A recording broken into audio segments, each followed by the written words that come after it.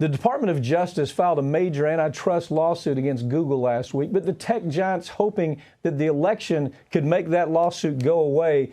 Farron, this thing with Silicon Valley, let's talk about it. We think it looks like we have the chance to actually take these folks and stop the monopoly that's taken place with Google and Amazon and actually accomplish something. But now they're pumping so much cash into the Democrats, who are up front. Nadler, one of the, Nadler has been a real, he's been pushing this constantly that we have to do something about it. All that cash is changing things, isn't it? It is. And Silicon Valley knows that. They're not, these are very bright people, and they understand how the game is played. They saw how Microsoft, kind of got their little sweetheart antitrust deal back in 2000, 2001-ish, right at the last days of the Clinton administration. And so what they're doing is they see a sea change coming, most likely, next week. So last couple weeks, they have really pumped up the donations to the Democrats because they're hoping that if Biden comes into office, obviously we get a new attorney general, a whole new DOJ, to be honest. And they're hoping that this antitrust lawsuit filed last week by the DOJ, maybe it goes by the wayside. Maybe they get, a little bit of slap on the wrist. Maybe they can't do one or two things, but they're still allowed to do 20 bad things. That's what they want out of this. And they're paying off the right Democrats to make sure that happens. Did I read this Truth Out article right? In the Truth Out article, it's a great article, by the way. It really nails it and says there's nothing going to happen because the Democrats are going to back down on doing anything about antitrust.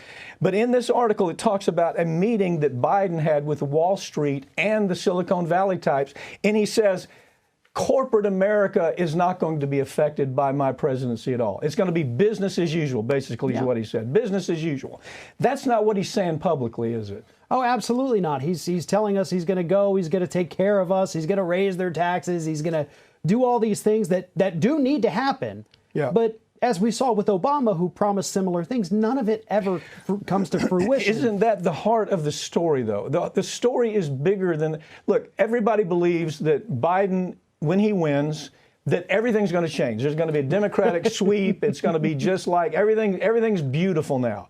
It's not beautiful. We still have the same corporate problem that we had the Dems during the Obama administration for those first 2 years. They didn't do anything to rein in corporate America. Wall Street, they did nothing. You remember the promises. Yeah. They ran on the idea that, hey, when we win, the folks who caused the burn down are going to go to prison. What happened? Nothing.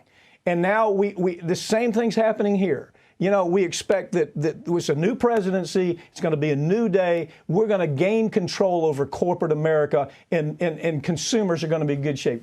Give me your quick take on that. When Eric Holder and Obama, Eric Holder gets approved as Attorney General, and he and Obama basically together announced, as a country, we want to look forward and not backward. Yeah. And that's why none of the war criminals from the Bush administration, none of the bankers, none of the polluters, nobody got prosecuted because they wanted to look ahead. Biden will be the same. You want to hear a real irony?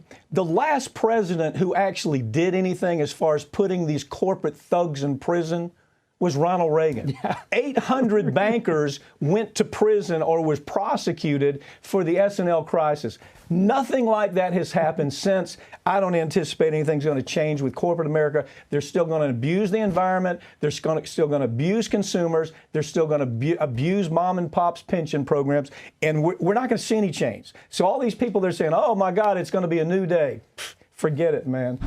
The fiance of Khashoggi has filed a lawsuit against the Saudi Arabian government for his murder. Wow, it's about time.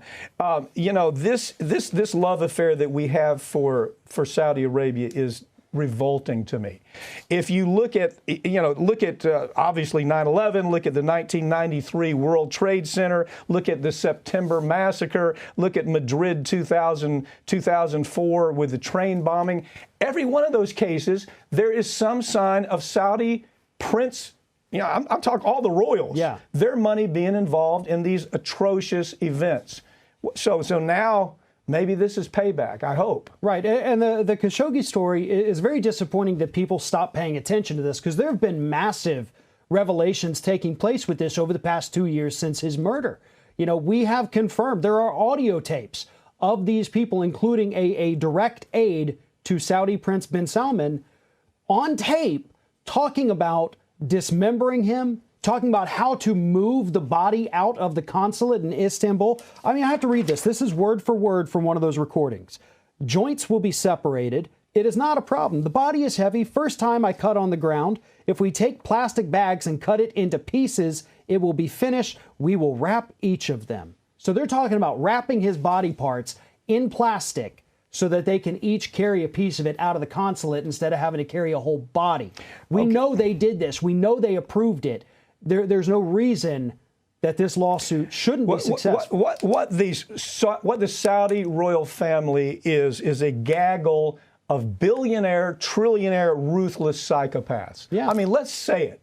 Let's say what it is, instead of having this love affair with them because they have the oil. The one thing that hopefully, you know, I hate the way we're getting there with, my God, we're looking for oil all over every piece of property that the U.S. owns.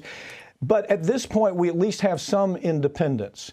As long as we rely on they're psychopaths. I mean, these people are murderous psychopaths that happen to say, well, gee whiz, if you don't do business with us, we're gonna change the rules on oil, right? Right. And Khashoggi was critical of them with his job at the Washington Post, wrote about how bad the Saudi government was. That was his crime. That is why he is dead. The Saudi royal family was sick of it. They sent their goon squad over to Istanbul, waited for him in the consulate, chopped him up, killing him. Okay, let me make a prediction here. This is going to take place in the D.C. courts. They're so terrified. Those courts are so terrified to do anything that harms Saudi Arabia. You understand, we're handling one of the biggest anti-terrorism cases on the planet right now. Yeah. We're suing the banks for the banks washing money for the terrorists. We're suing Iran. It's all, but all of that money, as we follow everything, ends up with these folks. They're the ones funding most of this terrorism, but nevertheless, we look the other way and say, gee whiz, it's business as usual because we need their oil. The only person that I've seen in modern politics call out Saudi Arabia on this was Bernie Sanders. Yes. He was not shy about making that happen. And unfortunately, with him not in a position to do anything with an upcoming administration, I doubt Biden's going to pick him to be a part of a cabinet. No, he's not. He's not. We're going to see more of the coddling, more of the protection, more of the, oh, well, they said they killed 5 people who did it. Yeah. We're just going to keep selling them weapons and making money. Farron Cousins, thank you for joining me, okay? Thank you.